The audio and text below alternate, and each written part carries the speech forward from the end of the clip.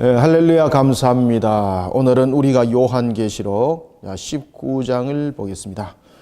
우리가 요한계시록 오늘은 19장을 1절부터 10절까지 공부하고 그 다음 주에 우리가 이제 이어서 11절부터 21절까지 공부를 하도록 하겠습니다. 이제 요한계시록은 보면은 전체적인 사건 전개가 실질적으로 우리의 삶의 터 속에서 일어나는 그 사건들은 이제 다 정리가 됐다고 보시면 되겠습니다. 특히 이제 19장부터 이제 뿐만 아니라 이미 이제 그 18장 지난주에 우리가 봐왔던 것처럼 대접재앙들이 일곱 대접재앙들이 그 마무리가 되는 입장에서 오늘 이 본문 내용들은 이제 전개되어지고 있는 것인데 이 19장 부분 또한 20장, 21장, 22장 이 마무리 장들을 우리가 보면서 하나 좀 먼저 짚고 가야 될 것이 있습니다. 그것은 바로 뭔가 하면은 우리가 어린 양의 혼인잔치와 그 다음에 천년왕국에 관한 그런 내용들에 관한 신학적 견해들이 대표적인 견해가 네 가지가 있습니다. 첫 번째는 무천년설이고 두 번째는 후천년설이고 세 번째는 세대주의적 전천년설이고 네 번째는 역사적 전천년설입니다. 이런 네 가지의 대표적인 천년왕국과 종말론에 관한 네 가지의 신학적 대표적 견해입니다. 이 외에 견해가 없는 것 아닙니다. 이 부분들이 대표적 견해를 가지고 있기 때문에 네 가지 견해라고 말하는 것이지 이 외에 견해가 없어서 그렇다고 말하시면 큰일 납니다.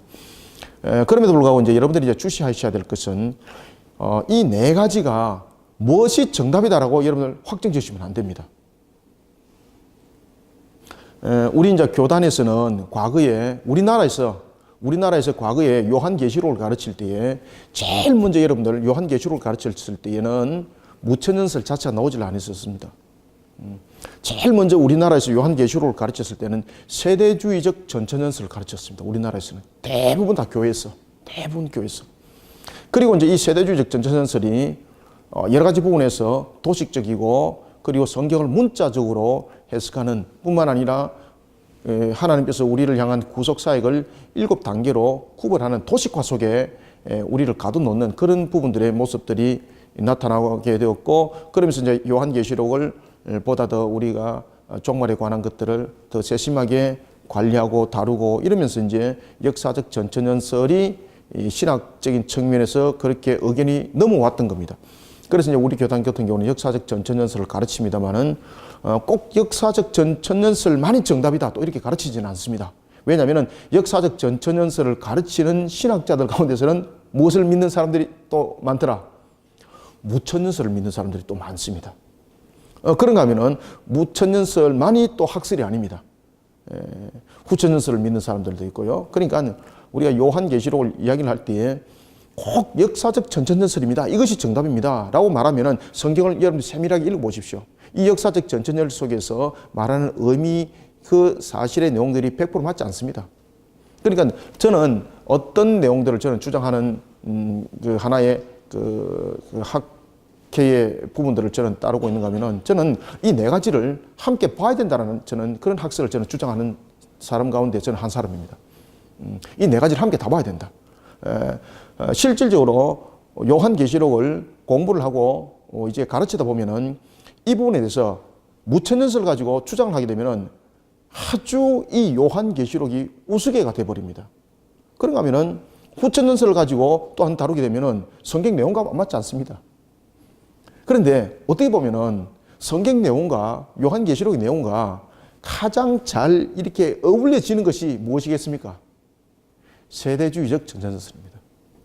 그런데 이 세대주의적 전천년 속에서도 맞지 않는 것들이 있습니다. 그래서 이 모든 것들을 함께 아울러서 보셔야 됩니다. 그래서 우리는 역사적 전천년설을 가르치지만은 우리는 네 가지를 함께 다 보셔야 된다. 그래서 오늘 이 네 가지 견해를 여러분들과 먼저 강의를 하고 그리고 요한계시록 보도록 하겠습니다. 먼저 여러분들 여기에 제가 이제 나눠드렸던 것들 요것을 보고 그 다음에 여기는 여러분들이 이제 낙서하셔도 됩니다. 왜냐면은 이대로 제가 파일을 올려 놓을 겁니다. 이대로 이 파일을 올려 놓을 겁니다. 이 파일은 어디에 올려지는가 하면은 우리 거리심교회 홈페이지 자료실에 가면은 자료실에 가면은 여러 신학적 자료, 성경 자료, 신앙 자료 제가 올려놨죠, 그죠? 그 자료실에 오늘 올려놓겠습니다. 아시겠죠, 그죠? 그래서 오늘 요것이 이제 녹화되고 아마 유튜브에 짠 등장하면은 그때에 아마 제가 이미 이것을 올려놓았을 것입니다. 그래서 이것을 올려놓을 때 PDF 파일을 올려놓겠습니다. 다운을 다 받을 수 있도록 자료실에는 100% 다운을 다 받을 수 있도록 제가 그렇게 자료를 올려놓습니다. 그래서 여러분들이 활용하여 썼으면 됩니다. 그대로 또 프린터에 쓸 수 있고요. 그대로 복사를 할 수도 있습니다. 이대로 올려놓을 테니까 여러분들이 참고하시면 되겠습니다. 그래서 PDF 파일로 다운받도록 해놓고 그 다음에 이미지 사진도 늘 함께 올려놓습니다. 이미지 사진으로서 4가지 학설을 올려놓고 그 다음에 맨 밑에 보면은 PDF 파일 다운받는欄이 있습니다. 거기서 다운받으시면 돼요. 아시겠죠, 그죠? 다운받으시면은 PDF 파일로 그 내용들을 볼 수가 있겠습니다. 자, 우리가 천년왕국에 관해서 내용들을 우리가 공부를 하도록 하겠습니다. 먼저 우리가 천년왕국 그러면은 제가 나눠드렸던 거 이걸 보고 지금 따라오세요. 그리고 이제 유튜브를 여러분 보시는 분들도 동영상을 따라오기 전에 제가 지금 강의하는 것을 들으시면은 강의를 잠깐 듣는 것을 멈추시고 우리 그리심교회 홈페이지 자료방에 들어가셔가지고 무엇을 받아야 된다? PDF 파일을 다운받아가지고 이것을 다운받으십시오. 다운받으셔가지고 보면은 공부하는데 그리고 또 강의하는데 훨씬 도움이 많이 될 것입니다. 그렇게 해서 공부를 하시면 좋겠습니다. 자, 천년왕국과 정말로는 굉장히 중요합니다. 제가 여러분들에게도 이제 늘 말씀드립니다만 이 천년왕국이라는 이 단어가 천년왕국이라는 이 단어가 주는 의미가 무엇인가를 우리가 먼저 아셔야 됩니다. 그래서 우리가 일반적 측면에서 이 천년왕국을 문자적으로서 이것을 해석하면은 무엇입니까? 역사 속에서 이것이 천년을 말하는 겁니다. 천년. 그죠? 그런데 요한계시록은 우리가 문자적으로 볼 뿐만 아니라 이것을 문자적 그리고 그렇지 상징적 제가 늘 강조하잖아요. 그죠? 이 두 가지 다 보셔야 된다고. 특히 요한계시록에는 문자적 의미보다 상징적 의미가 굉장히 깊다. 그죠? 그래서 여러분들 요한계시록에 보면은 7교회가 의미하는 것이 무엇인가 제가 설명 다 드렸죠. 그죠? 왜 하필이면 교회가 7개인가? 7개만의 교회를 말하는 것 아닙니다. 7이라는 것은 우리가 쉽게 말하면 완전수죠. 그리고 이제 그 당시에 소아시아의 7교회만으로 보낸 편지가 아니라 이 7교회가 대표성을 가지면서 모든 교회를 향한 하나님의 음성이 전달되었다는 이야기예요. 그런가 하면은 또한 12이라는 숫자가 다뤄지게 되고 그리고 또한 요한계시록에 나중에 이제 뒤에 이제 넘어가면은 12문이 이제 등장하게 됩니다. 천국 문에 관해서 이야기할 때에 천국 문에 관해서 12문이라는 것은 무엇을 의미를 하고 있을까? 천국 문은 결코 여러분들 우리가 마태복음에 보면은 천국 문은 좁다고 말했지만은 예수님께서 좁다고 말한 것은 진짜 좁기 때문에 좁다고 말한 것 아닙니다. 그것은 뭔가 하면은 천국 문에 들어갈 때 예수님께서 무엇을 비유를 했습니까? 바늘과 그렇지요. 바늘과 그리고 낙타를 예수님께서 비유를 삼았지 않습니까? 여러분들 낙타가 바늘 구멍을 지나가는 것이 불가능한 거죠. 천국 문이 그렇다는 거예요. 그럼 여러분 천국 문은 우리로 하여금 들어갈 수 없게 만드는 일종의 제재를 가하는 눈에 보이는 것은 문이지만 우리로 하여금 들어갈 수 없게 만드는 일종의 문이다. 이렇게 이 내용을 설명할 수 있겠죠. 그런데 예수님께서는 그 내용을 그렇게 설명한 것 아니죠. 왜 낙타가 되었는가라는 것입니다. 그죠? 이 낙타는 바로 뭡니까? 죄의 덩어리, 죄의 덩어리. 원래는 낙타의 모습이 아닌데 죄의 덩어리가 탐욕과 불의와 부정과 부패와 음란이라는 이런 부분들이 내게 덮이고 이러니까 내가 완전히 산맥이 되어버린 거예요. 그런데 이것을 껍질을 벗기고 그러면은 나중에 이 바늘과 같은 이 문이 무슨 문입니까? 완전히 광야의 문, 넓은 광야의 문입니다. 넓은 광야의 문. 그렇죠? 넓은 광야의 문입니다. 그래서 천국은 죄로 인하여서 들어갈 수 없다는 뜻입니다. 바늘구멍이라는 것은. 천국은 죄로 인해서는 들어갈 수 없는 곳이다 이 말입니다. 그래서 낙타와 바늘구멍을 가지고 비유를 한 것입니다. 그러면 천국은 어떤 자가 회개함을 통해서 세워진 자에게는 천국 문은 무슨 문과 같아? 광야와 넓은 문과 같단 말이에요. 그리고 심지어 그 문이 몇 개가 있습니까? 12문이 있다는 것은 우리가 어떤 측면에서 천국을 들어갈 수 있는 방향에 대해서도 모든 문들이 개방되어 있는 것처럼 하나님께서 천국에 관한 그 어떤 부분에 대해서도 우리로 하여금 들어가지 못하도록 규제하고자 하는 것이 천국이 아니라 우리 모두가 들어갈 수 있도록 하나님께서는 사실은 그 문을 만드는 것이 사실은 천국문입니다. 그런데 사람이 그 문을 왜 못 들어가겠습니까? 죄 덩어리 때문에 못 들어갑니다. 죄 덩어리. 그래서 이런 부분들을 요한계시록에서도 전부 다 이야기를 하고 있는 겁니다. 그죠? 요한계시록. 그래서 요한계시록에서 여러분 보면은 12진주문에 관해서 이야기를 하고 있죠. 그죠? 12진주문에 관해서. 그런 부분들이 전부 다 상징적인 의미 속에서 와 닿는 부분들입니다. 따라서 이 천년 왕국도 마찬가지입니다. 천년의 역사를 말하게 하는 것이 아니라 천년이라는 것은 말 그대로 여러분들이 가지고 있는 히브리인이 가지고 있는 이 열이라는 이 개념들을 잘 여러분들이 의식을 하고 따라오셔야 됩니다. 이 열이라는 것은 무슨 숫자입니까? 그렇죠. 이제 우리 이제 교인들이 많이 잘 따라오시고 이 충만한 숫자거든요. 충만한 숫자 부분에 대해서 이 충만함이 보십시오. 어떻게 됩니까? 충만함이 세 번 곱해진 게 되는 그런 결론이 되는 거죠. 그죠? 그러면은 이 부분들이 천년 왕국이 어떤 의미를 가지고 있는가 여러분 이해 가시겠죠. 그죠? 열이라는 부분들이 이렇게 곱해지면 100인데 이렇게 되면은 어떻게 됩니까? 그렇죠. 그래서 이 천년 왕국이라는 것은 첫 번째 하나님의 완전한 다스림이 있는 거 필체가 보입니까? 제가 다시 한번 잘 써보겠습니다. 다시 한번 잘 써보겠습니다. 하나님의 완전한 비슷하네. 다스림이 있는 것. 그 다음에 충만함이죠. 그죠? 충만함이라는 것은 부족함이 있습니까? 없습니까? 그렇죠. 이 완전함이 무엇을 말하고 있는가? 하나님의 완전한 다스림이라는 것은 다스리는 것만이 완전한 것이 아닙니다. 그죠? 모든 것에 있어서 부족함과 모든 것이 부족함이 전혀 없는 것. 그러면은 이곳에는 무엇만 충만하겠습니까? 기쁨과 그리고 즐거움과 그런 것들이 가득한 것. 그러니까 여러분들 우리가 이 천년왕국이라는 것은 우리에게 무엇을 주고 있는가 하면 이런 내용들을 우리에게 설명을 해주고 있습니다. 천년왕국이. 따라서 이 천년왕국을 문자적인 측면에서 천년의 역사로 보면은 그 천년왕국이 무엇 한단 말입니다. 천년 동안 우리가 그 속에서 왕으로서 다스린다라고 말하는데 여러분들 우리가 그 속에서 천년 동안 왕으로 다스립니다. 왕으로 다스리는데 왕만 있는 나라 이 왕의 의미 있습니까? 그러니까 우리가 주님과 함께 왕노릇 한다는 것도 여러분 잘 아셔야 됩니다. 우리는 주님과 함께 왕노릇 하니까 무슨 왕관 쓰고 다스리는데 여러분 왕관 쓰고 다스리는데 다스릴 자가 없습니다. 그죠? 그래서 뭐 천사들을 다스린다. 의미가 있습니까? 여러분 이 천년왕국이라서 우리가 왕노릇 한다는 것은 무엇인가 하면은 주님과 함께 왕노릇 한다는 것은 이 모든 것들이 성립되어 있는 것을 말하는 겁니다.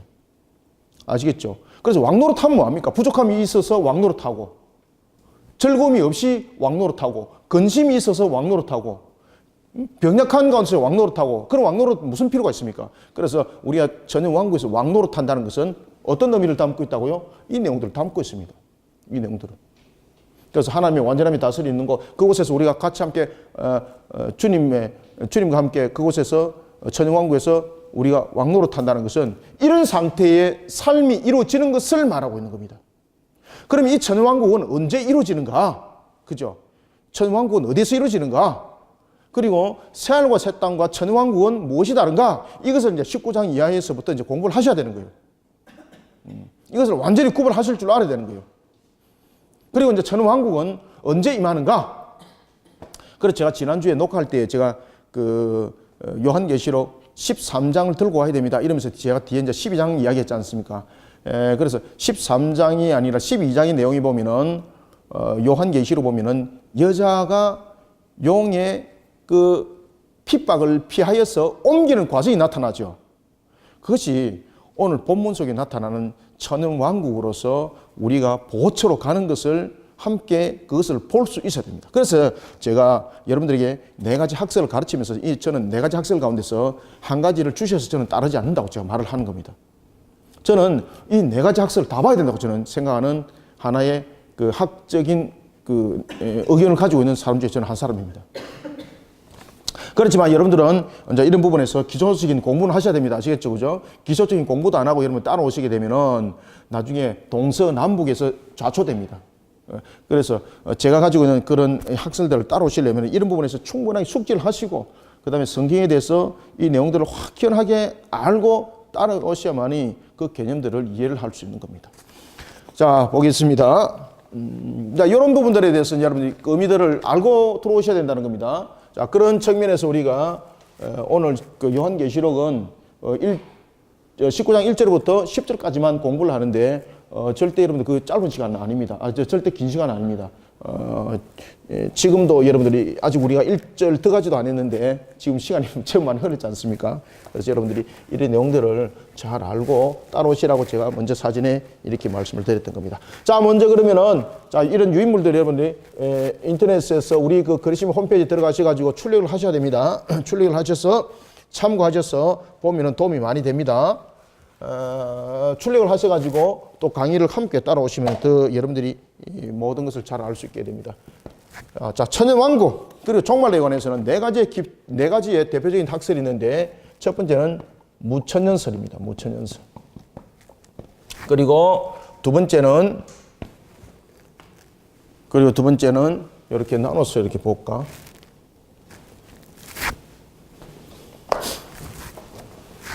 두 번째는 후천년설이고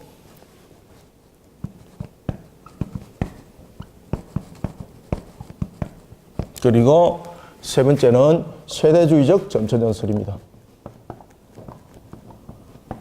세대주의적 전천년설.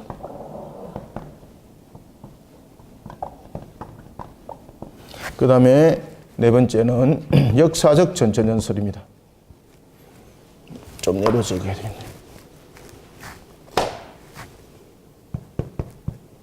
역사적 전천년설.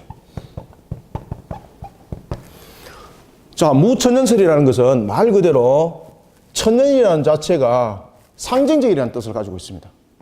그래서 제가 이제 그렇게 써놨습니다. 천년을 문자적으로 해석하지 않는다. 그런데 이 무천년설은 바로 뭔가 하면은 천년이라는 이 내용들을 하나의 무엇으로 본다는 이야기입니까? 상징적으로 보는 겁니다. 상징적으로. 그러나 여러분 세대주의적 그 다음에 역사적 이런 부분들은 이것을 천년이라는 역사로 보는 거죠. 그죠? 그래서 이런 부분에서는 제가 무천년설에 대한 상징적 개념은 다릅니다. 그런데 이 무천년설주의자들의 개념에 의하면은 지금 우리 천년왕국 살아가고 있는 겁니다. 그런데 여러분들 천년왕국이라는 것은 제가 앞에서도 제가 잠깐 설명드렸습니다만은 사실은 천년왕국이라는 것은 완전한 충만한 상태가 들어가야 되는 겁니다. 그런데 여러분들 우리가 물론 복음이 이기는 그런 속에서 우리가 기쁨이 있고 그렇지만은 우리가 늘 이기는 것만이 아니지 않습니까? 그래서 천년왕국이라는 것은 미완의 상태를 말하는 것이 아닙니다. 그럼 우리는 지금 미완의 상태를 살아가는 거잖아요. 그런 측면에서는 또 무천년설이 말하고 있는 천년왕국은 안 맞다. 저는 그렇게 주장하는 사람 가운데 한 사람입니다. 이런 속에 우리가 이제 네 가지 학설 가운데서 모든 학설들이 함께 주장하는 것 가운데서 하나가 뭔가 하면은 우리의 구속의 시작은 언제부터 시작되었는가라는 것에 대해서 이야기할 때에 천지 창조가 이루어진 그때부터 우리의 구속 사건은 우리의 구속사에 대한 구속사는 시작됐다라고 네 학설들은 전부 다 동일하게 그 내용들에 대해서 인지를 하고 있습니다. 그래서 제일 처음에는 이 창조에 관해서 이야기를 할 때에 우리의 구원에 관한 부분들은 이미 우리가 구속 언약적인 측면에서 우리가 볼 때 우리의 구속사죠. 우리의 구속사는 이미 어디서부터 시작된 겁니까? 창조와 함께 우리의 구속사는 시작됐다 이렇게 보는 겁니다. 이것은 네 가지 학설이 전부 다 동일하게 이에 대해서 동의를 하고 있습니다. 자, 그런가 하면은 이 천년왕국에 관해서 얘기를 할 때에 무천년설주의자들은 이 내용들을 창조와 그 다음에 일어나고 있는 구약시대 그리고 또한 신약시대 이 부분들을 어떻게 보느냐. 그리고 무천년설주의자들은 이 천연 왕국에 대한 도표를 제일 간단하게 설명하고 있습니다. 제일 간단하게. 그들은 7년의 대환란도 그들은 환란을 설명하고 있습니다. 그리고 우리가 마지막으로 이야기를 하고 있는 최종 심판. 우리가 이것을 백보자 심판이라고도 하기도 하죠. 그죠? 백보자 심판. 흰 보좌에 앉아서 심판을 한다는 거죠.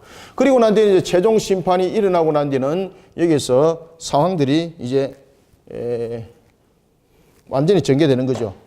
여기서 상황들이 신자와 그리고 불신자가 나눠지게 되는데, 신자는 어디로 가는 겁니까? 천국, 불신자는 어디에? 지옥인데, 이 천국이 요한계시록 보면은 무엇입니까? 새 하늘과, 그렇죠, 새 땅입니다. 이 새 하늘과 새 땅은 어디서 내려옵니까? 하나님, 그렇죠, 하나님 보좌에서 내려온다는 것이 중요합니다. 하나님 보좌에서 내려옵니다. 이런 것들은 다 쓰세요. 여기다가. 이 새 하늘과 새 땅은 어디서 내려옵니까? 하나님의 보좌에서 내려옵니다. 자, 그러면은 여기에서 말하는 새 하늘과 새 땅과 그리고 천연 왕국에 살아가는 곳이 같을까 다를까? 완전히 다릅니다. 우리가 천연 왕국은 어디에서 이루어지는 겁니까? 그렇죠. 천연 왕국은 지금의 땅입니다. 지금의 무슨 땅? 구별된 곳에서 일어납니다. 그래서 우리가 출애굽기 제가 공부를 잘 하셔야 된다 그랬죠. 출애굽기 보면은 우리에게 무슨 땅이 설명되어집니까? 이스라엘 백성들이 가나안 가기 전에 어디에 머뭅니까? 고센. 그죠? 제가 이 내용들은 몇 번 이야기했죠. 그죠? 우리가 이 땅에서 천연 왕국적인 측면을 우리가 비유를 한다면은 고센 땅을 보셔야 되고, 그 다음에 새하늘과 새 땅을 우리가 비유적으로 보면은 어디를 봐야 됩니까? 가나안이죠, 가나안. 그죠? 그래서 출애굽기와 전부 다 연결이 되어져야 합니다. 창세기뿐만 아니라 창조 레민신, 모세 오경과 철저히 연결되어져야 되는 것이 바로 여러분들 천연 왕국에 관한 내용들이고 종말에 관한 내용들입니다. 자, 이런 측면에서 이와 같이 무천년설주의자들은 창조와 구약시대와 신약시대와 7년의 대환란과 최종 심판과 그리고 성도와 불신자가 갈라지는 것을 설명하고 있습니다. 그리고 이제 여기에서 이제 불신자들이 가는 지옥은 어떤 곳입니까? 이곳은 불과 유황못이, 불못이 있는 곳이죠. 불못. 그죠? 불못에 던짐을 당하는 거죠.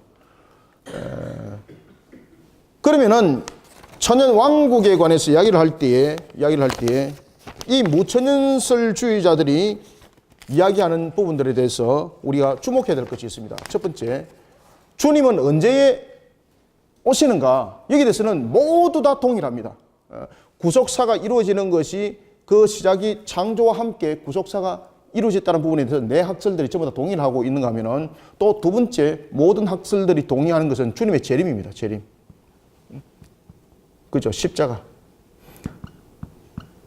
예수님께서 오셔서 십자가에서 죽으신 이 사건은 누구도 부인할 수 없습니다. 그래서 신약과 구약을 갈라놓는 그 역사는 바로 예수님의 초림의 역사 속에서 일어나는 겁니다. 이 부분에 대해서도 모든 학설들이 함께 동의를 하고 있습니다. 그러면은 여기서 이제 문제가 있습니다. 천년 왕국을 주장하는 자들은, 무천연설주의자들은 언제를 천년 왕국이라고 말하고 있는가? 바로 이 신약시대, 십자가에서 모든 것을 이루신 이 시간을 무슨 왕국이라고 말합니까? 그렇죠. 천년 왕국. 그래서 그들은 이 천년 왕국이 상징적 의미를 가지고 있다는 것은 예수 그리스도의 초림에서부터 재림 때까지, 주님이 오시기 그날까지의 왕국을 천년 왕국이라고 설명을 하고 있는 겁니다. 그래서 우리가 복음으로서 승리를 거두고 있죠. 복음이 널리 전파되면서 교회들이 점점 확장되어지고 그 수가 늘어나죠. 그래서 그것을 무천연설주의자들은 천연 왕국의 개념으로 받아들이고 있습니다. 그런데 앞에서도 제가 여러분들에게 말씀드렸던 것처럼 이 천연 왕국이라는 것은 그런 개념으로 보시면 안 된다. 왜냐하면 이 히브리적 관점에서 천년과 왕국은 무엇을 의미를 하는가? 제가 조금 전에 잠깐 설명드렸죠, 그죠? 그리고 그전에도 제가 녹화하면서 간간히 그 내용들에 대해서 설명을 드렸지 않습니까? 그것을 잘 기억하고 따라오셔야 됩니다. 따라서 무천년설주의자들이 이와 같은 천년왕국을 이 시점에서 주장한다면 천년왕국이라는 의미와 개념에서 안 맞다. 그죠? 의미와 개념에서 안 맞다. 상징적인 의미로서 보는 것은 맞는데 이 부분에서 시점적인 측면에서 안 맞다. 상징적인 측면에서는 저는 찬동합니다. 천년왕국이라는 것은 천년이라는 역사를 말하지 않는다. 상징의 의미다. 저는 그것은 무천년설주의자를 저는 따릅니다. 그렇지만은 시점적인 측면에서는 저는 따르지 않습니다. 왜냐하면 시점적인 측면에서 천년왕국이 의미하는 것과는 그들의 주장은 다르기 때문입니다. 그렇지만 천년왕국에 대해서 무천년설주의자들은 지금이 천년왕국 시대입니다. 예수님께서 십자가에서 그 모든 것을 이루시고 그 이후에 주님께서 오시는 그 초림의 이후죠. 그죠? 초림 이후에 모든 것은 이기고 승리함으로써 회복시킴으로써 이루어진 것이니 천년왕국이다 라고 이렇게 이제 주장하지만은 그 개념들은 저는 100% 찬동하지는 않습니다. 자, 그런 속에 그들은 이제 7년의 대환란을 이제 함께 설명을 하고 있습니다. 이 7년의 대환란도 이 모든 내용들의 네 가지 학설들이 함께 주장을 하고 있습니다. 그리고 이제 천년왕국에서는 이 7년의 대환란을 전 3년반, 후 3년반으로 나누지 않습니다. 이 전 3년반, 후 3년반으로 나누는 대표적인 학설이 세대주의적입니다. 세대주의적. 그래서 저는 그 의견을 저는 따릅니다. 이 7년의 대환란 속에서 어떤 현상을 그들은 주장을 하는가 하면은 대배교에 대한 복음은 이미 점차적으로 확장되는 거예요. 이해가시겠죠? 그래서 그들은 전 3년반, 후 3년반을 나누질 않습니다. 그들은 나누질 않고 이미 이 속에서 복음이 회복되고 있다는 거죠. 그러면은 이 대환란에 대한 중요점들은 그들은 무엇을 보는가 하면은 대배교 현상, 대배교에 관한 부분들을 7년의 환란에서 보게 되는 겁니다. 그러면은 주님께서 언제 재림하시는가? 그 재림의 시점은 바로 7년의 대환란이 끝난 요 시점에 주님께서 재림을 하는 것으로서 그들은 보게 되는 겁니다. 그리고 이 7년의 대환란이 지나고 난 뒤에 주님께서 재림하시고 성도들은 어떻게 할까요? 그렇죠. 성도들이, 신자들이 부활하는 것을 그들은 여기에서 주장을 하고 있습니다. 그리고 또한 이 속에서 여러분이 이제 잘 아셔야 될 것은 그들은 이 속에서 두 가지의 부분에 대해서 하나를 묶어서 보는데, 하나는 7년의 대환란 속에서 일어나는 대표적인 전쟁이 하나가 있는데 그것이 바로 아마겟돈 전쟁이죠. 아마겟돈. 이 아마겟돈의 부분에 대해서 이야기를 할 때에 이 아마겟돈을 그들은 곡과 마곡전투와 함께 보고 있는 겁니다. 성경에서 보면은 분명히 이 아마겟돈과 그리고 곡과 마곡전투가 다릅니다. 아마겟돈은 바로 천년왕국의 우리가 이제 천년왕국이라는 그 신은전에서 이제 일어나는 것이고, 그리고 천년이라는 그런 시간적인 흐름 속에서 그 사건이 끝나고 난 뒤에 이제 무지개의 열림으로 인해서 마지막 이제 영적 전투가 일어나게 되는데 그것이 곡과 마곡 전투지 않습니까? 근데 무천년설주의자들은 그것을 구별해서 보지 않습니다. 무천년설주의자들은 이 아마겟돈 전쟁 속에 무엇이 묻혀 있다는 겁니까? 그렇죠. 곡과 마곡이 포함되어 있다는 거죠. 그래서 이걸 구별돼서 보면 안 된다. 그래서 이 성경에서 이 내용들을 구별해 나온 것은 우리로 하여금 구별되어서 보라는 것이지 두 사건으로 야기돼서 보서는 안 된다라는 것이 무천년설주의자들의 대표적인 학설이기도 합니다. 자, 그런 속에서 백보자 심판이 열려지고 이 속에 신자는 천국으로, 그리고 또한 천국이라는 새하늘과 새 땅으로, 그리고 또한 불신자들은 지옥이라는 불못으로 던짐을 당하게 되는 것을 무천년설주의자들은 주장을 하게 되는 겁니다. 이해 가시겠죠? 그래서 무천년설주의자들이 강조하는 것은 무엇입니까? 천년왕국이 지금이라는 거예요. 지금이다. 그 다음에 천년이라는 것은 무엇입니까? 역사가 아니라 상징적이다.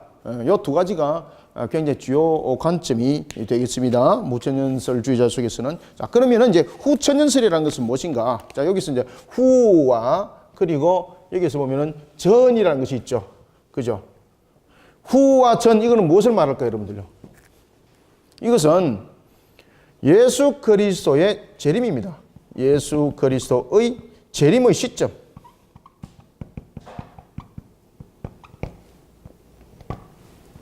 써놓으세요. 그래서 여기서 후라는 것은 뭔가 하면, 후라는 것은 그러면 무엇이겠습니까? 예수님께서 예수님께서 오시고 난 후라는 것이고, 그 다음에 예수님께서 오시기 전이라는 것에 대해서 이라는 것은 예수님께서 천년왕국 전에 오신다는 겁니다.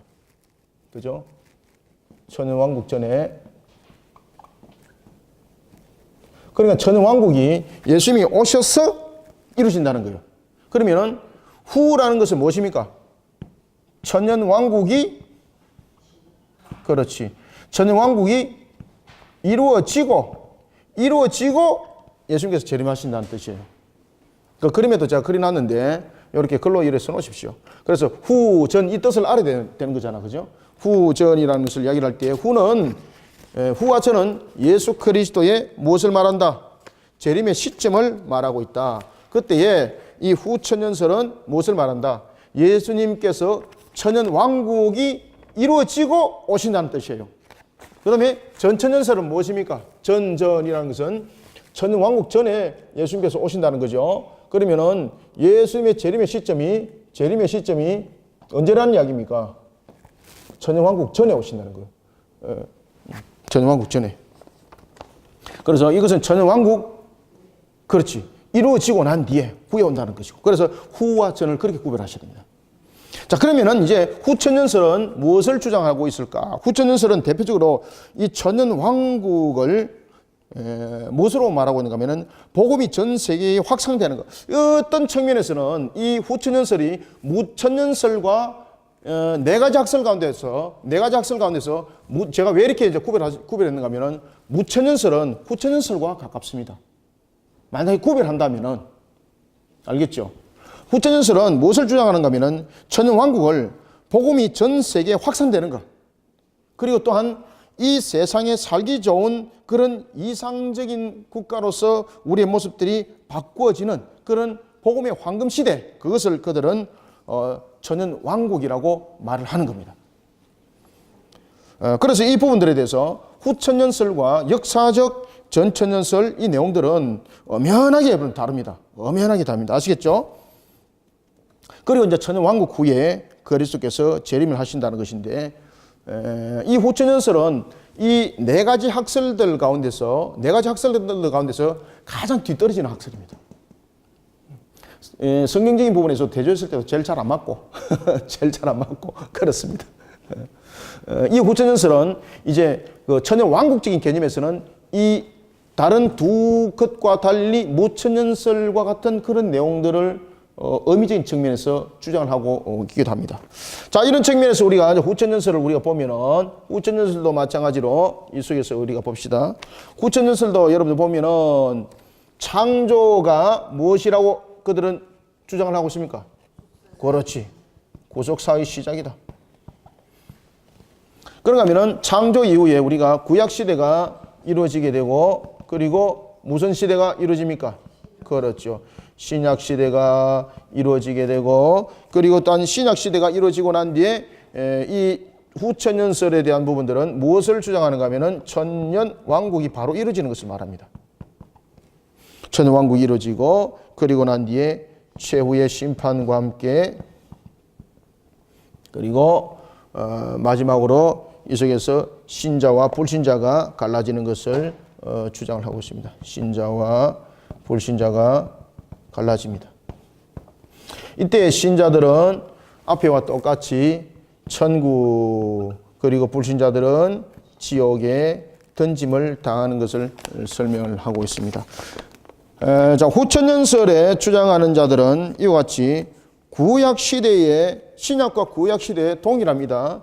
예수님께서 초림에 오신 그 내용들을 통하여서 신약과 구약이 갈라지는 것을 설명하고 있고, 그 다음에 이들은 이 천년왕국을 무엇으로 보는가 하면은, 조금 전에도 제가 이야기했습니다만은 복음의 확산, 복음의 세계적 확산, 이것을 천년왕국으로 봅니다. 그런가 하면은 이 세상이 살기 좋은 세상이 되는 겁니다. 이 세상이 살기 좋은 세상이 되는 겁니다. 살기 좋은. 그것이 천연왕국이라고 보여지게 되는데 이 개념 속에 여러분들 들어가게 되면 나중에 어떤 의미와 문제점들이 많이 야기되는가 하면 이 속에서 굉장히 복잡해집니다. 이 속에서 이들은 이제 인해재앙 그리고 나팔재앙, 대접재앙에 대한 부분들을 구별해내지 못합니다. 그것이 이 속에서 전부 다 뒤엉켜버립니다. 그래서 이 내용들을 뒤엉켜버리는 내용들을 가장 잘 사실은 나타내는 것이 세대주의적 전전설입니다. 따라서 이들은 신약시대가 이루어지면서 천연왕국이 이루어지는데 이 천연왕국은 바로 복음이 세계적인 확산을 이루게 되고 그래서 이 복음이 세계적인 확산을 통해서 황금시대를 이루게 되는 겁니다. 황금시대. 복음의 황금시대. 복음의 황금시대를 이루게 되는 겁니다. 복음의 황금시대. 복음의 황금시대를 이루게 되고 그러면서 이제 세계가 변화되는 것을 설명하고 있습니다. 그래서 이 세상이 살기 좋은 것을 설명을 하고 있는 것을 볼 수 있습니다. 자, 이런 경우는 우리가 이 천연왕국에 대한 개념을 보면은 특히 여호와 증언들이 보면은 이 4개 학설들 가운데서 천연왕국에 대한 부분들을 이야기할 때에 이 후천전설에 대한 부분들에 대한 천연왕국의 개념을 가지고 있습니다. 그걸 따른다는 것은 아닙니다. 이 개념을 가지고 있습니다. 왜냐하면 그들은 바로 복음의 세계적 확산을 통하여서 황금시대를 맞이하고 그 다음에 이 세상에 살기 좋은 부분들에 대한 부분들이 열려지게 되는 변화된 부분들 이것을 이제 천왕국이라고 개념을 보게 되는 겁니다. 자, 이런 속에서 이제 최종 심판이 일어나게 되고 이때에 이제 재림을 언제를 보는가 하면은 후천년설은 바로 천년왕국이 끝나는 시점 여기에 여러분들 바로 주님의 재림을 보게 됩니다. 그러면은 무엇이 문제인가 하면은 잘 보십시오. 저는 왕국이라는 것은 누구와 함께 왕노릇합니까? 주님과 함께 왕노릇하잖아요. 그러면은 성경의 내용과 가장 잘 맞지 않는 것이 후천전설입니다. 후천전설. 제일 잘 맞지 않습니다.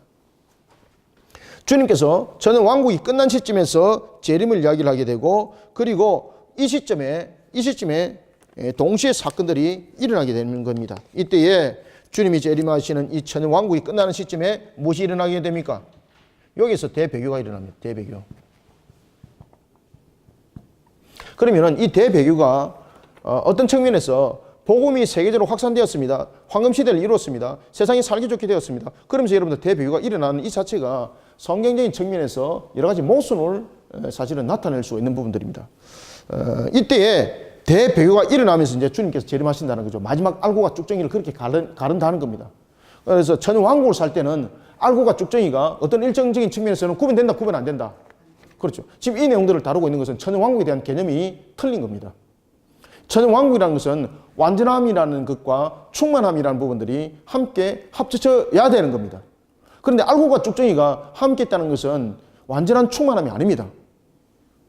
그리고 특히 이제 천연왕국이라는 것은 여러분들이 잘 아시는 것처럼 하나님이라는 개념이 그 천연이라는 단어 속에 포함이 되어 있습니다. 그래서 제가 10 곱하기 10 곱하기 10 곱하기 3번을 제가 여러분들에게 말씀드렸죠. 그죠? 이것은 뭔가 하면 하나님이 다스림이라는 겁니다. 하나님이 완전하게 다스리는 겁니다. 여러분, 하나님이 완전하게 다스리는데 알고가 쭉정이가 구별이 안 될 수가 있습니까? 그래서 이 천연왕국은 알고가 쭉정이가 갈라진 상태에서의 내용을 가지고 설명해야 되는 겁니다. 그렇지만 그들은 이런 천연왕국에 대해서 개념에 설명할 때 이 속에는 알고가 쭉정이가 갈라짐의 이 내용들이 나타나지 않습니다. 왜? 그들은 언제를 대배교로 보고 있습니까? 천연왕국이 끝나는 시점을 대배교로 보고 있다. 이해가시겠죠?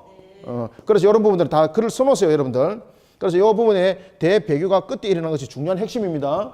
그러면은 천연왕국 속에서 그들은 사실은 가라지와 알곡이 함께 여러분 천연왕국을 여러분 이루고 있는 그런 시대를 우리는 살아가고 있는 거예요, 이게. 물론 이 천연왕국은 우리가 알고가 가라지가 구별되어서 우리가 다른 곳에 살아간다고 말할 수도 있지만은 이 대배교라는 부분이 뒤에 나오는 것은 맞지 않습니다. 이 대배교는 뭔가 하면은 믿음을 가졌다라고 말하는 그들에게 나타나는 현상이죠.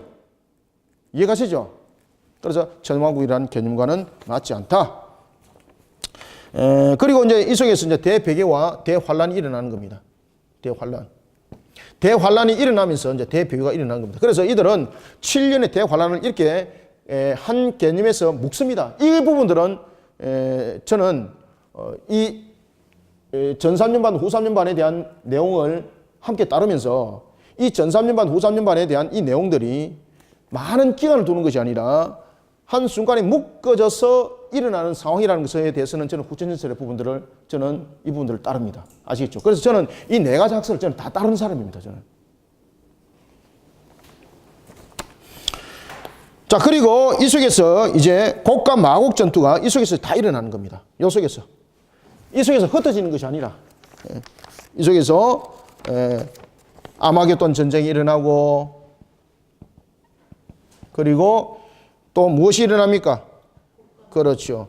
곡과 마곡 전투가 일어나고 이 곡과 마곡 전투를 그들은 7년 전쟁으로 보는 겁니다. 7년 전쟁.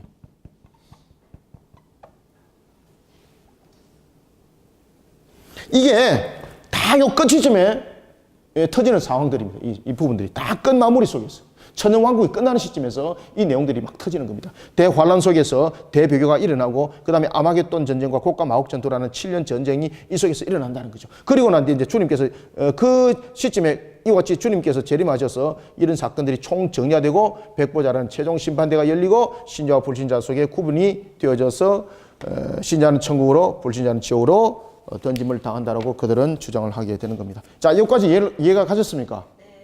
자, 그런가 하면 이제는 세 번째 세대주의적 전천연설인데 이 세대주의는 참 여러분들 복잡하기도 하지만은 이 정말로 여러분 공부 잘 하셔야 됩니다. 이 세대주의적 전천연설. 이 잘못하면 세대주의적 따르다 보면은 우리가 엄청 잘못된 신앙 속에 빠질 수가 있습니다. 그래서 도식화된 신앙 뿐만 아니라 우리가 문자적으로 성경을 해석하는 문자주의가 아주 강합니다.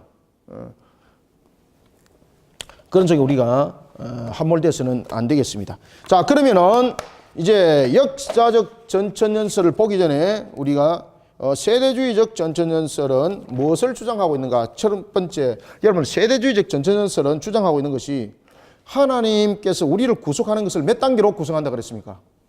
그렇죠. 이것을 전부 다 세대별로 모든 것을 그들은요 세대별로 자르는 겁니다. 그래서 세대주의라고 말하는 겁니다. 모든 것을 설명할 때 그들은 그렇게 세대로 자르는 겁니다. 하나님의 을에 관해서 로마서에 대한 내용들 여러분 가르칠 때 저는 과거에 그런 세대주의에 대한 부분들 저는 다 가르침도 받고 교육을 받으면서 어릴 때도 자라왔고 그랬었거든요. 그리고 또 그러면서 또 성경 공부도 해왔고 어릴 때에 로마서란 이런 것도 여러분 가르칠 때에도 여러분 보시면요 그 하나님의 을하는 것에 대해서 가르치거든요. 그 전부 다 단계를 나눕니다. 여러분들 그것을 잘 모르시는데 그것을 제가 한번 가르칠까 말까 하려다가 혹시나 오해될 소지가 있어서 제가 안 가르치고 그냥 제가 넘어가 버리고 제 파일도 제가 안 올려놨습니다. 제가 파일을 가지고 있는데 제가 만들었던 것을 제가 가지고 있는데 그것을 여러분 보시면요 깜짝 놀랄 내용들이 많습니다. 자, 세대주의적 전천연설은 창조를 우리의 구속사의 시작을 어디로 보고 있는가? 창조와 함께 구속사의 시작. 여기에 대해서는 모두가 동일합니다. 그리고 창조 이후에 구약시대가 열려지게 되고 그리고 무엇이 일어납니까? 그렇죠. 신약시대의 내용들이 일어나게 되는 겁니다. 그리고 또한 이 신약시대가 진행이 되어지면서 특히 이 그 세대주의적 전천연설주의자들은 7년의 대환란을 확연하게 구분합니다.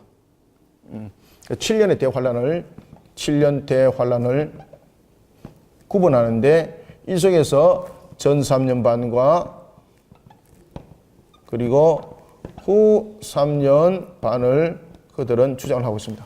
저는 이 내용을 따릅니다. 그렇지만 7년이라는 이 단계로 나누는 것은 저는 잘못됐다 저는 생각합니다.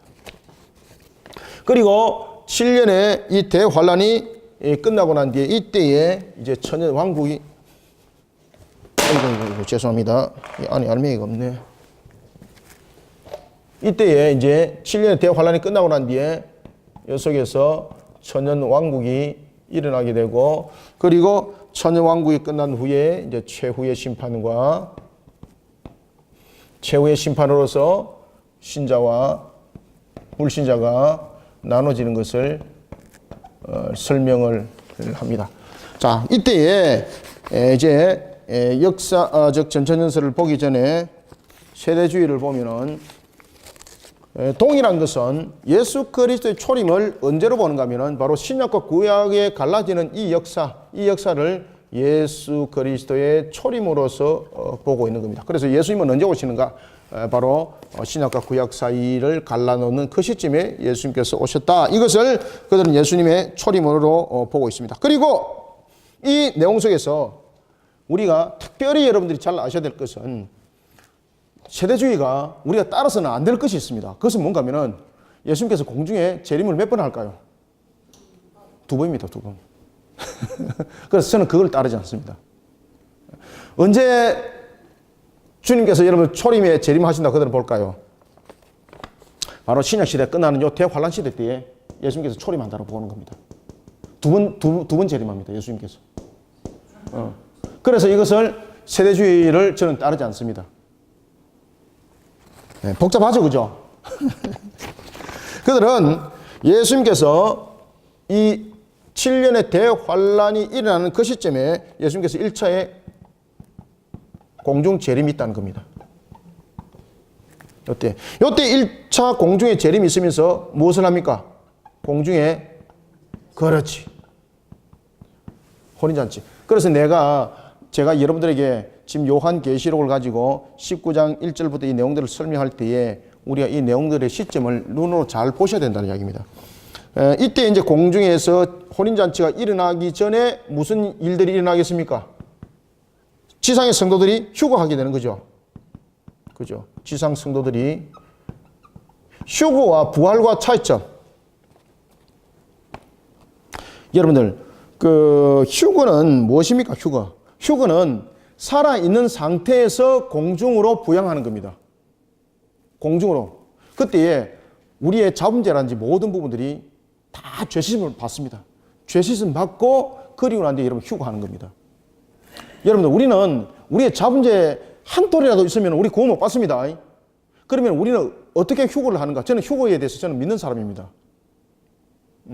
그렇지만 이제 이 무천년설주의자들은 제가 이게 이제 하나의 퀘션 마크를 붙인다는 것이 여러분들 유인물에 참 빠졌는데, 무천년설주의자에 보면은 부활과 성도의 휴거의 부분에서 부활에다가 갈로 치세요.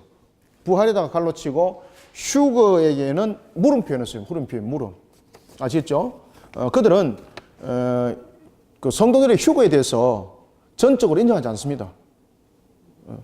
아시겠습니까? 그래서 부활은 맞는데 휴거라는 부분에 대해서 그런 부분들을 믿지 않습니다. 그런가 하면 또 따르는 부분도 있고요. 그래서 휴거라는 것은 우리가 말 그대로 공중으로 우리가 혼인잔치 오르는 것을 말합니다. 그런데 이 무천년설주의자들은 그것을 역사 속에서 일어나는 것이 아니라 상징적으로 보는 겁니다. 상징적으로. 휴거를 믿습니다. 알겠죠? 그래서 제가 물음표 하라는 겁니다. 휴거라는 부분들을 그들은 무엇으로 봅니까? 상징적으로 보는 거예요. 상징적으로. 그래서 무천년설주의자들의 대표적인 것은 상징설이 대표적인 겁니다. 상징설. 자, 그런데 세대주의적 전천년설주의자들은 휴거를 역사 속에서 일어나는 사건으로 확정적으로 그들은 믿습니다. 저는 그것을 저는 인정합니다. 저는 그것을 믿습니다. 저는 상징으로 보지 않습니다. 왜냐하면 이것이 상징으로 보게 되면 제가 늘 강조하잖아요. 7 대접장이 문제 생긴다. 그들은 성도들의 휴거를 통해서 공중에 혼인잔치가 일어납니다. 이때 이제 휴거와 부활이 함께 일어나게 되는 거죠. 그리고 주님께서 일어난 공중의 재림. 그런데 이 시점으로 저는 믿지 않습니다. 시기가 저와 다릅니다. 저는 공중 재림, 혼인잔치, 휴거, 부활은 다 믿는데 이 7년의 대환란 전 3년 반 전에 1차 공중 재림하는 것을 저는 믿지 않습니다. 따르지 않습니다. 아시겠죠? 그래서 제가 이 모든 내 학설을 다 합쳐야 된다는 거예요. 그러나 세대주의는 이런 부분들을 따르고 있는 것을 볼 수 있습니다. 자, 그리고 난 뒤에 이제 이 전 3년 반 속에서 이 속에서 무엇이 이루어지게 됩니까?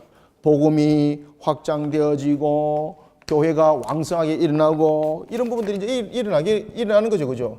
복음이 일어나고 교회가 일어서고 이런 내용들이 나타나지만 후 3년 반에는 말 그대로 무엇이 나타납니까? 대환란이 나타나고 여기에 무엇이 출현합니까? 적그리스도가 출현하게 되는 것을 후 3년 반에 이 내용들을 다루고 있습니다. 따라서 이 후 3년 반에는 바로 대환란과 그리고 또한 적그리스도의 이런 두 가지에 대한 강력한 부분들이 나타나게 되는 것이고, 그리고 이 후 3년 반에 이 모든 부분들을 정리를 해야 되잖아요. 그죠? 이 속에서 여러분 대환란 속에서 적그리스도로 인해서 대배교 현상이 이 속에서 다 나타나죠. 대배교 현상들이 나타나면서 이 속에서 이제 그들은 제2차 공중의 재림을 이야기를 합니다.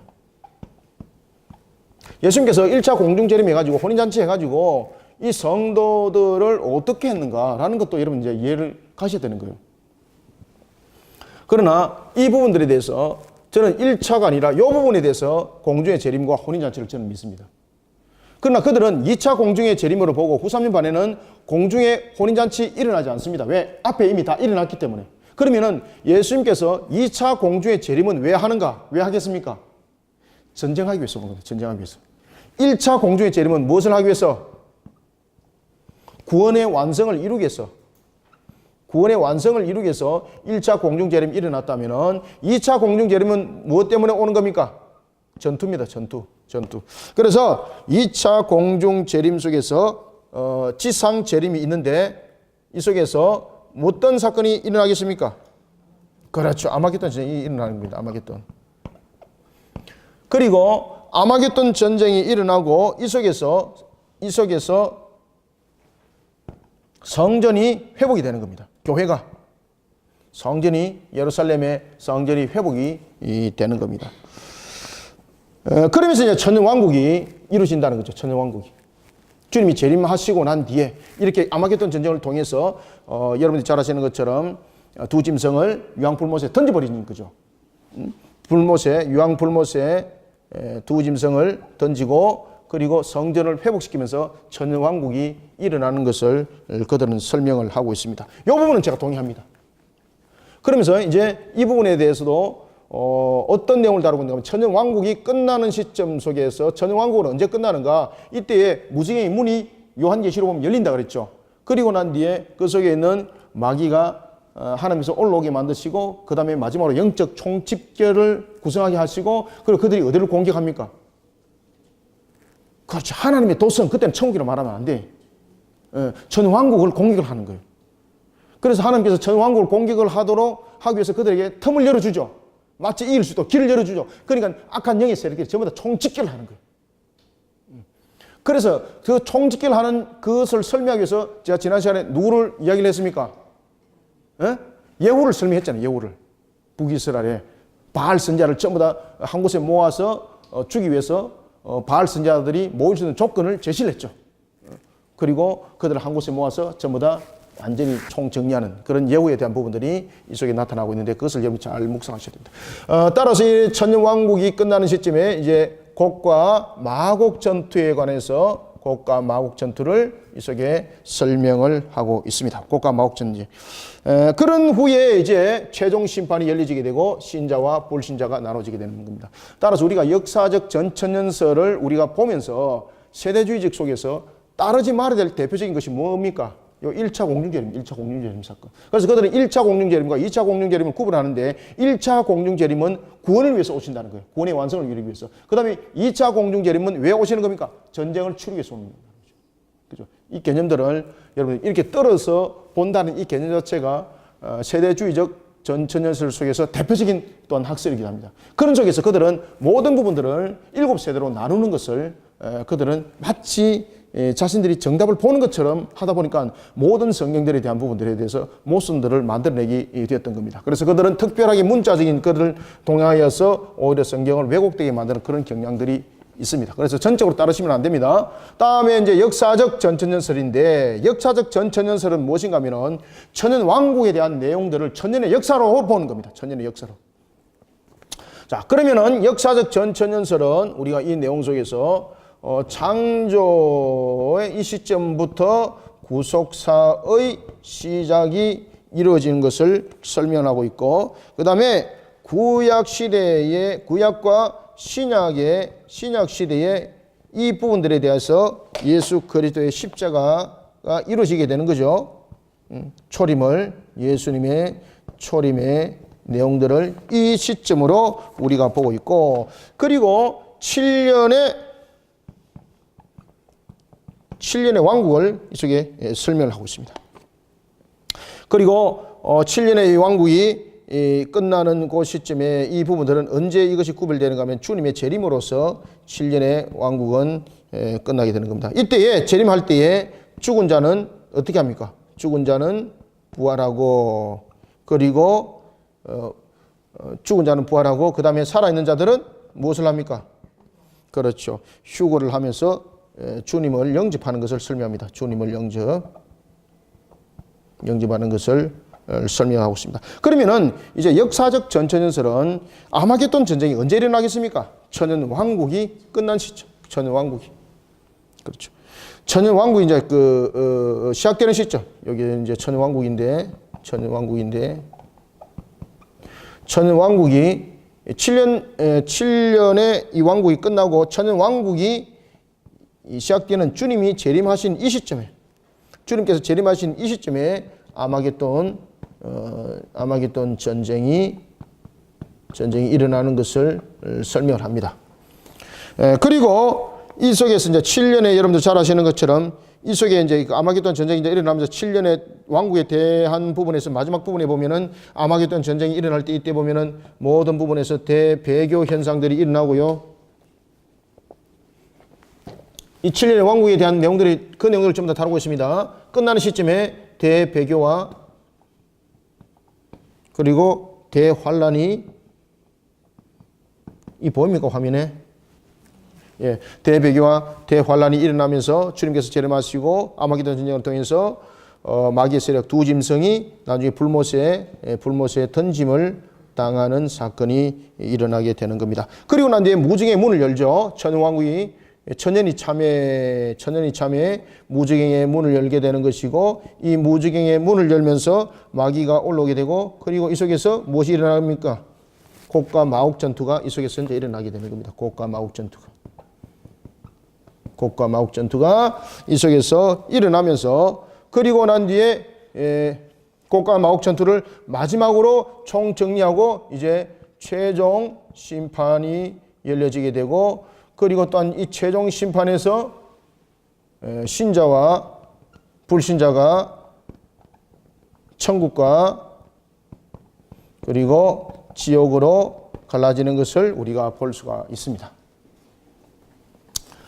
자, 이게 여러분들 내용들이 제가 지금 간단하게만 설명했는데도 벌써 한 시간이 약 한 시간이라는 시간이 흘렀습니다. 그래서 저는 왕국에 대한 내용들은 1교시에서 이 정도로 하고 그리고 2교시에 한 30분 정도 19장 1절에서부터 10절까지 지금 이 내용들은 이미 이 내용들을 설명을 다 했기 때문에 19장 1절부터 10절은 간단하게 아주 빨리 진행할 수가 있습니다. 아시겠죠? 이 내용들을 잘 묵상하시고 19장 20장들을 따라오시면 감사하겠습니다.